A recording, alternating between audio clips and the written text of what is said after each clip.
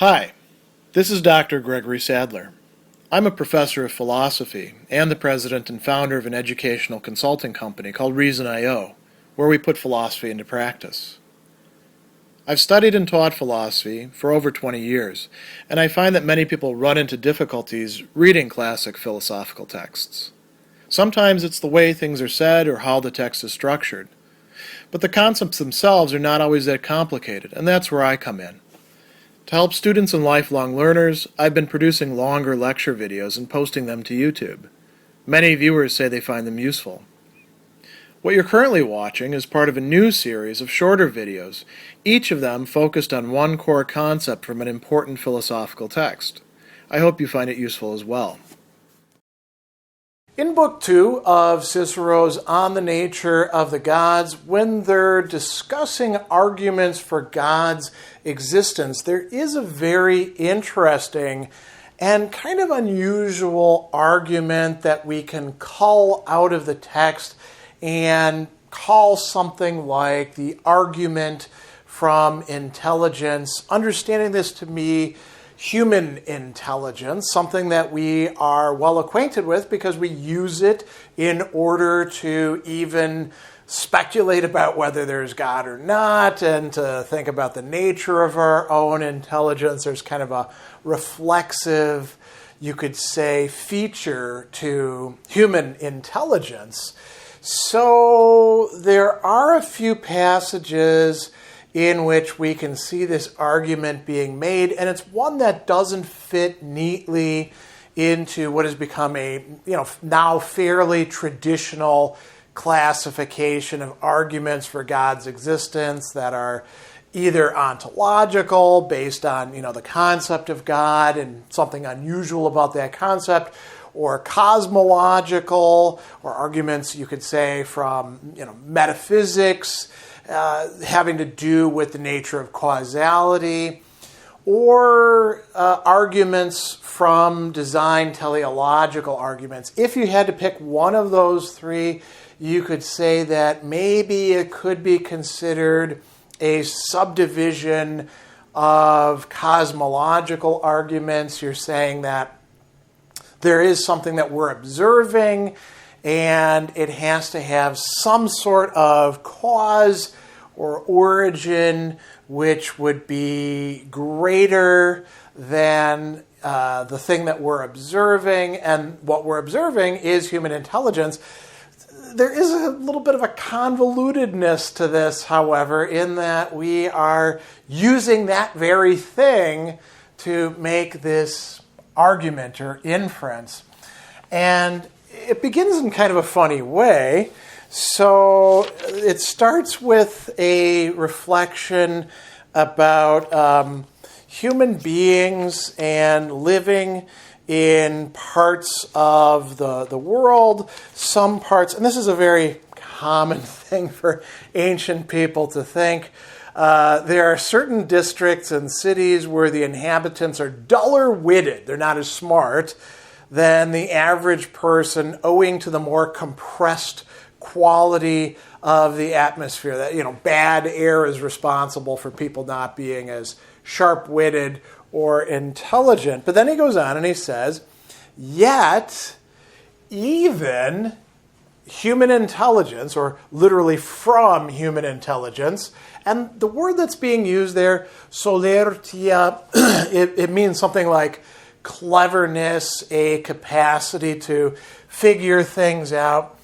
We must, so there's a debimus there from debere, we ought to, we must infer, and the term there is actually existimare, so we must infer, we must assess, we must judge that there is some mind, some mens, of surpassing ability, eam quidem acriorum, so it's got it's sharper, you could say, and that this is divinum. So from human intelligence, the existence of human intelligence, using that intelligence, we must infer there is some other mind, some greater mind, that is very sharp and that is also divine. So how is he going to make a case for this? And this is Balbus the Stoic who's making this case. He begins by saying, otherwise, whence did men pick up or grab or pull away or get their hands on, as Socrates says in Xenophon, the intelligence that we possess? So this is really raising an interesting question.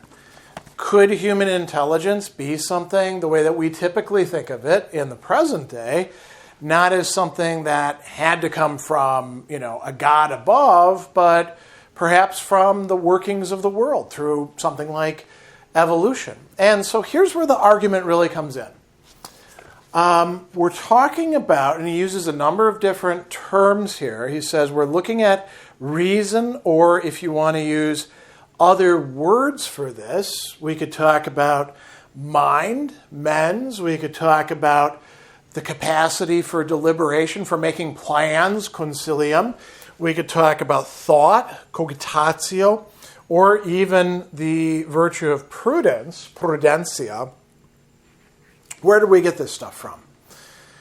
Could we have got it merely from certain configurations of elements in the world? And he says, well, let's think about other matters.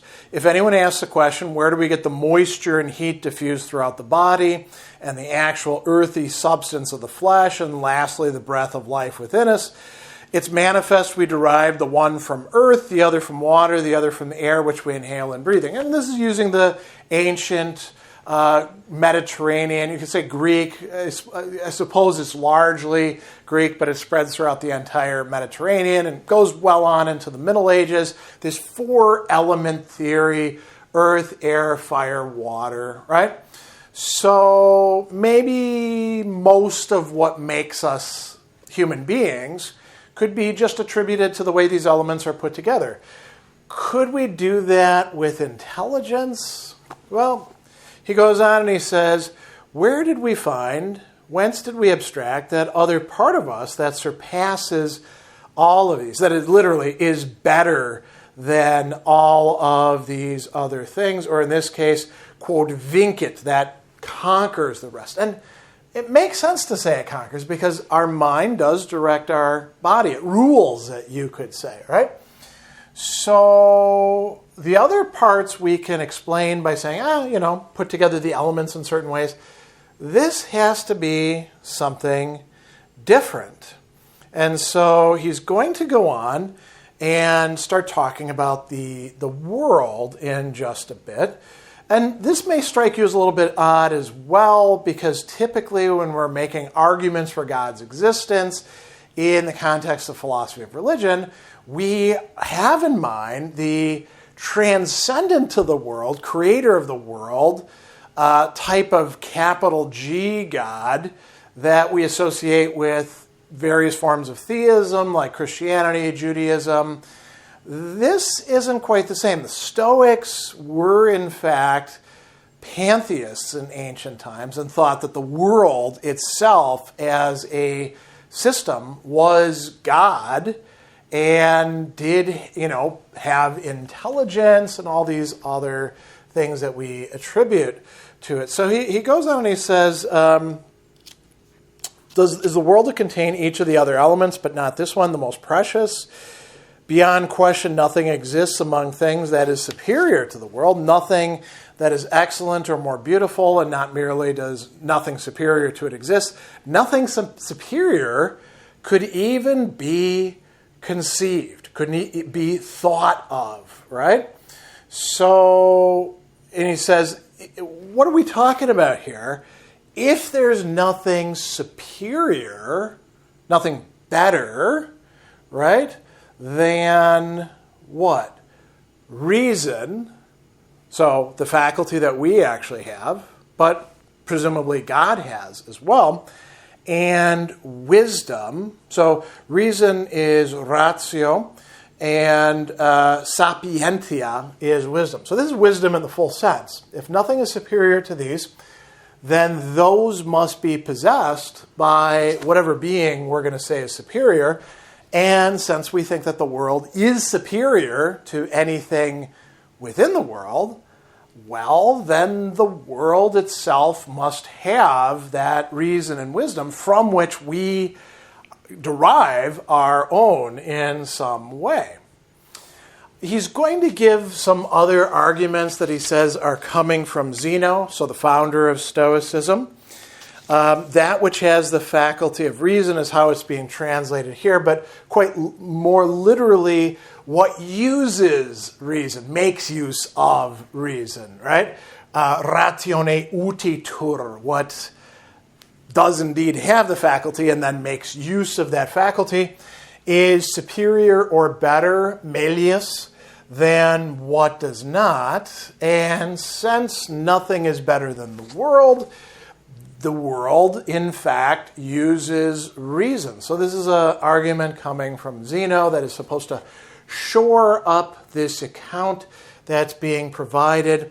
And then he's going to give another interesting explanation or argument a little bit further down.